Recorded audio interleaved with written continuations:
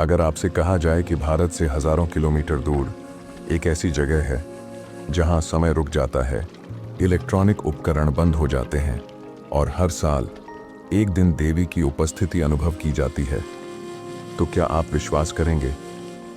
यह कहानी किसी उपन्यास या फिल्म की नहीं है, बल्कि एक ऐसे शक्तिपीठ की है जो भारत की सीमाओं के बाहर बसा है, जहां विज्ञान भी नतमस्तक है और जिसे आज भी काल का रहस्य कहा जाता है। हम सब जानते हैं कि भारत में कुल 51 शक्तिपीठ हैं, जहां माता सती के अंग गिरे थे।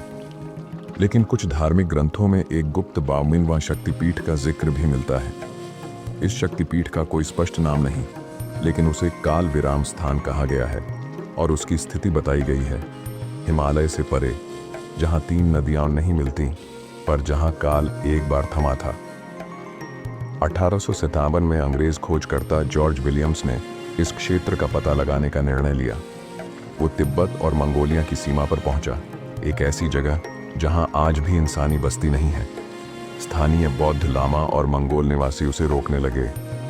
वहां मत जाओ, वहां एक देवी निवास करती है जो समय की संरक्षिका है।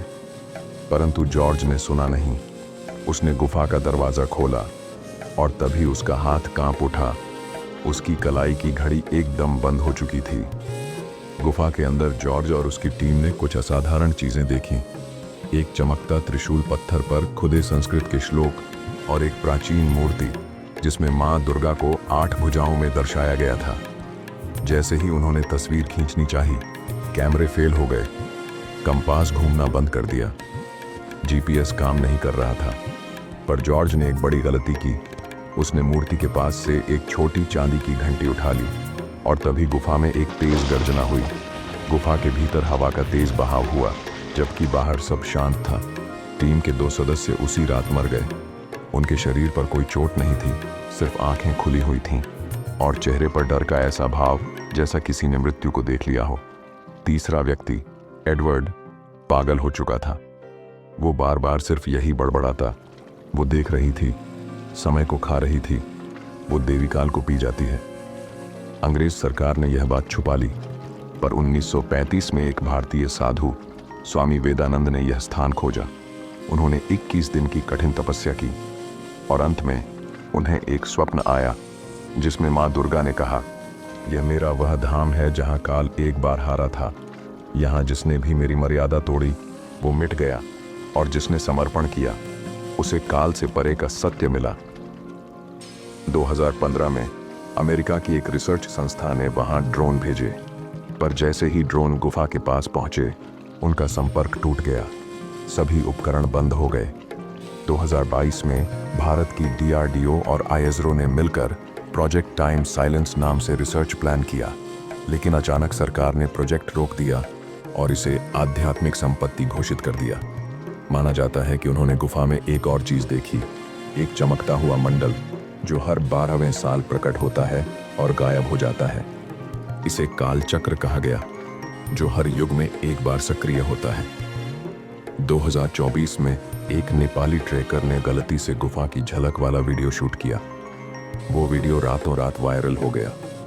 लोगों ने उस वीडियो में देवी की आकृति चमकते हुए देखी, पर जिसने भी वो वीडियो देखा उसके जीवन में कुछ असामान्य हुआ। किसी का छिपा पाप उजागर हो गया, किसी को असाध्य रोग लग गया, किसी को सपने में कोई चेतावनी मिली और चौथे दिन वह वीडियो हर प्लेटफॉर्म से गायब हो गया, बिना किसी रिपोर्ट या चेतावनी के। क्या यह वास्तव में एक शक्तिपीठ है? कुछ पंडितों का मानना है यह वही स्थान है जहां सती का मस्तक गिरा था और काल स्वयं वहां नतमस्तक हुआ था। यही कारण है कि वहां समय नहीं चलता, विज्ञान काम नहीं करता और ऊर्जा इतनी शक्तिशाली है कि आत्मा के स्तर पर परिवर्तन करता है। इस शक्तिपीठ का एक और नाम है काल विनाशिनी शक्तिपीठ। हर 12वें साल जब सूर्य, चंद्र और शुक्र एक सीध में होते हैं, उस दिन वहां एक उल्का जैसी रोशनी गुफा से निकलती है।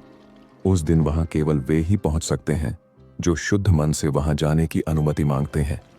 स्वामी वेदानंद ने एक आखिरी भविष्यवाणी की थी, जब मानव अपने अभिमान में काल को चुनौती देगा, तब यही शक्तिपीठ उसे उसका सत्य दिखाएगा। क्या यह स्थान वास्तव में अस्तित्व में है? क्या वहां देवी आज भी चेतना में है? या यह सिर्फ एक संयोग है जो विज्ञान आज तक समझ नहीं पाया? आपका क्या मानना है? कमेंट में ज़रूर बताएं कि आप इस शक्तिपीठ को लेकर क्या सोचते हैं। क्या वहाँ देवी अब भी समय से परे मौजूद हैं?